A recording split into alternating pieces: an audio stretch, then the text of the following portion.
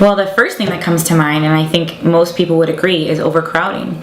There's too many kids in the classrooms today in the public schools and even in some private schools. And I just saw a study that showed that class size really does matter. The kids don't get one-on-one attention. The teachers aren't able to help the kids who are struggling in one subject or the kids who are ahead in another subject. So with homeschool, that's one of the best things, is it's very personalized to the kids. So we can explore areas of their interest that we wouldn't have time for in school. We can spend more time on things that they're struggling with. I've seen with my girls that they now socialize more than ever because the homeschooling community is so supportive of having the kids interact with one another. And because it's so important for homeschooling parents to create those environments, it's actually, I think they have a greater chance to socialize than maybe other kids because we are so purposeful about it.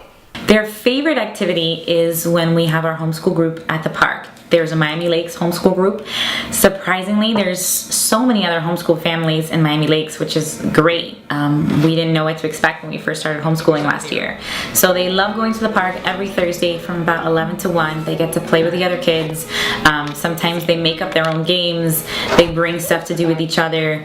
And they can hang out with kids of a variety of different age ranges. My little baby gets played with by the older kids and they all treat him so nicely.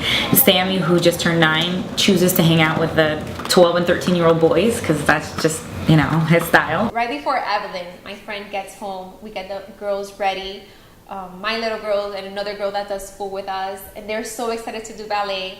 By the time Evelyn comes, they do a warm-up. They do, you know, positions, and we teach them the basics of ballet. And after, they get to freestyle dance. And after freestyle dance, it's their favorite part they like to play. We use technology. One example is when we have science questions. The kids are curious about a lot of things. And of course, I don't know everything. I'm not an encyclopedia. And I love that I'm able to show them that I want to learn too. So we all will research together if it's something that I don't know. So like I was telling you before, one of our science activities is that they write down all the questions that they have, that they can think of, that are science related. Most of the questions they have about the world are science related.